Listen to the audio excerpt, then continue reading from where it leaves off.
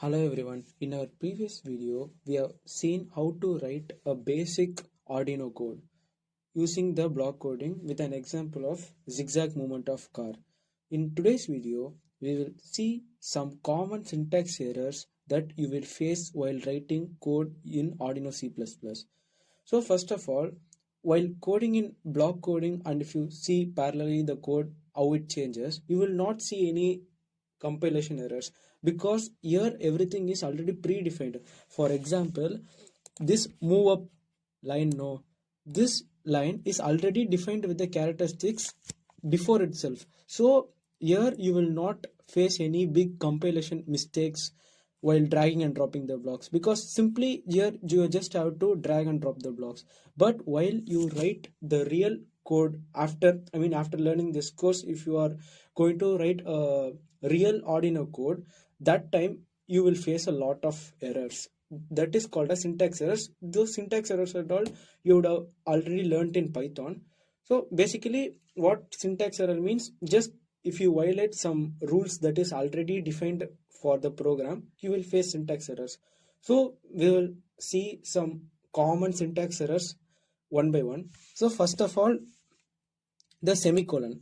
So while writing Arduino codes, you would have forget the semicolon most of the times because you would have habituated to languages like Python.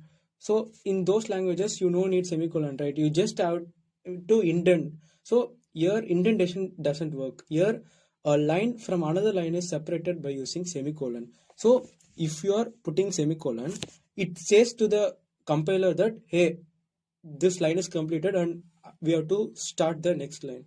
So that's how it works. So the number two is this curly brackets, open and close curly brackets. So same like the semicolons separate the lines from another line, this curly braces separates one block from another block.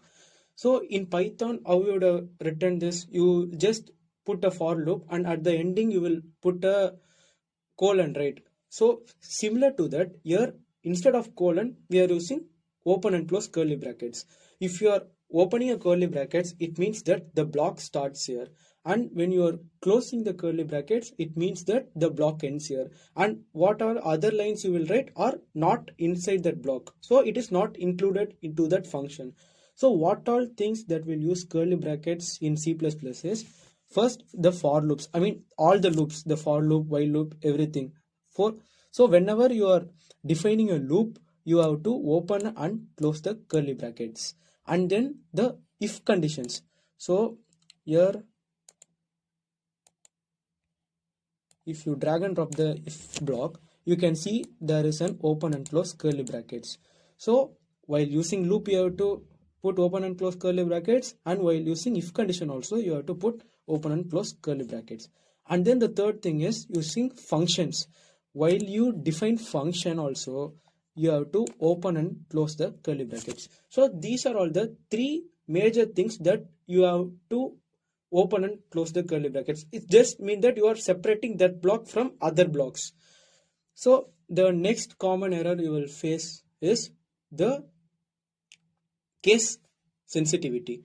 So here in same like Python, in all the programming languages, the small characters and capital characters are not the same. So for example, take this move up line over here.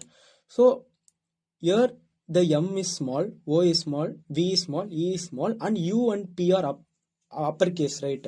So it is already defined that this must be like that only. So if you are instead of this small m, if you are putting capital M here, it will show an syntax error saying that move up, the capital move up doesn't exist. So you have to be more careful about writing the lines using proper case sensitivity.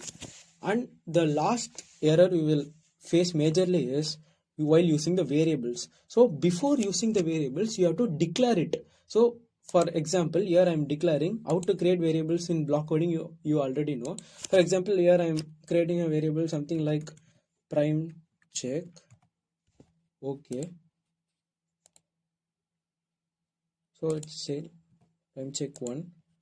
And then I am dragging and dropping the variable.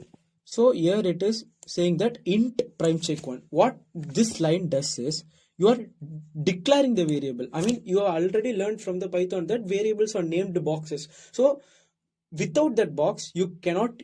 I mean, if you are defining the box only, you can use it anywhere else. So without defining the box, you cannot directly imagine a box and then use it, right? Same like that, how it works here also.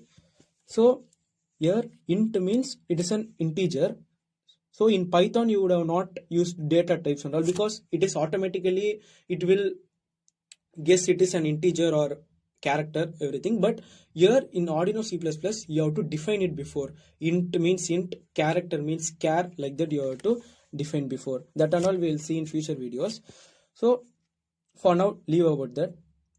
So before using the variable you have to declare it. So once here you have declared it, and then you can use the variable anywhere else, like prime check 1 equal to 10, or you can give any number you want and then use it. And then using the double equal to. So if you are using here, I'm using if statement, right? Here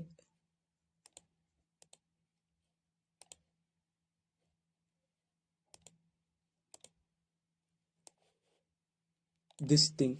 So here I'm putting prime check inside it and checking whether this prime check equals to 10 or not.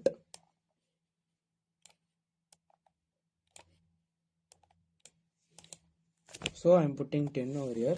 So as you can see here, it is double equal to. Single equal to means it tells to the program that it is defining. I mean, if you are putting single equal to, then it means that prime check 1 equal to 10. But double equal to means it is telling that prime check is equals to 10 or not. It is just comparing. So here double equal to and single equal to are two different things. You should not confuse with it. So these are all the major syntax errors you will face while writing code in Arduino C++. And at last we will see how to read the compilation errors. So as I already told, here in block coding you will not face any compiler error, but when you write in normal real Arduino code, that time in compiler output, same like this, there will be a compiler output at the side of the window.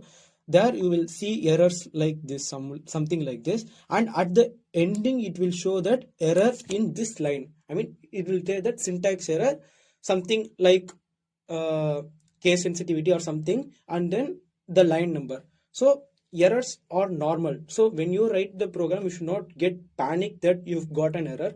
It is normal while writing a program.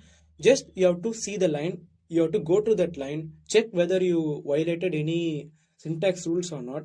If there is any syntax errors, then you must just change it and then your program will run successfully.